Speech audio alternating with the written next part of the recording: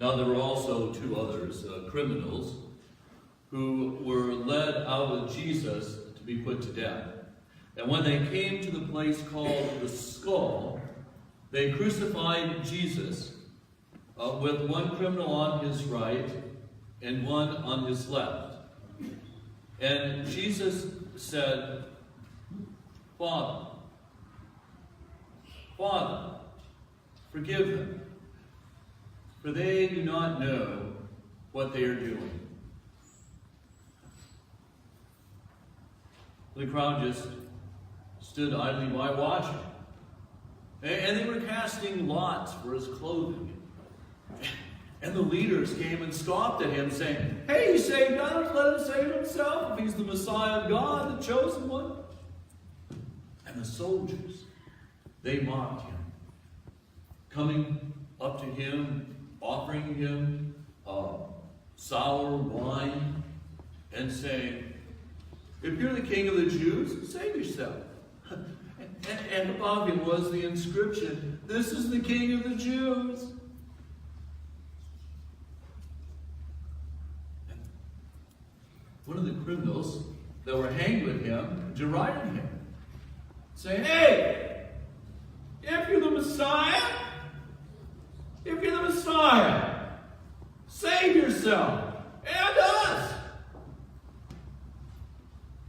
But the other criminal rebuked him, saying, "Do not fear God, for you are under the same sentence of condemnation, and we are condemned justly, for we are getting what we deserve for our deeds. But as for this man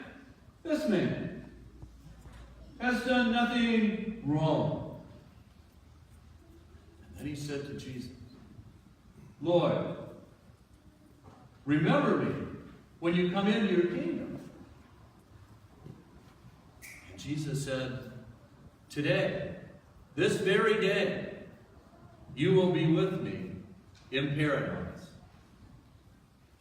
Now it was about noon, and the darkness covered the land till about 3 o'clock, while the sun's light faded.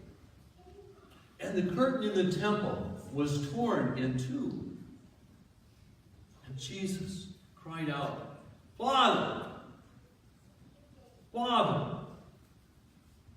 into your hands I commend my spirit." And he breathed his last. And the centurion, guarding him when he had seen everything that had taken place, he worshipped God. And he said, "Surely this man was innocent."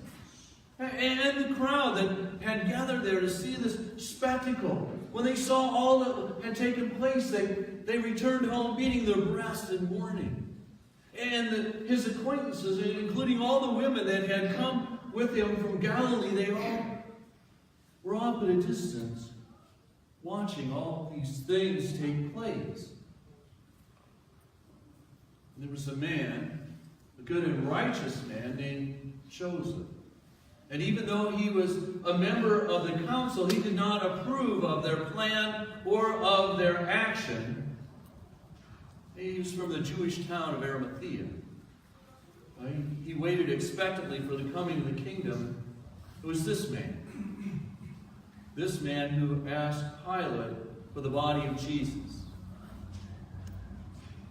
And he took it down and wrapped it in a linen cloth, fine linen cloth, and he laid him in a tomb that was hewn out of stone where no one else had ever laid.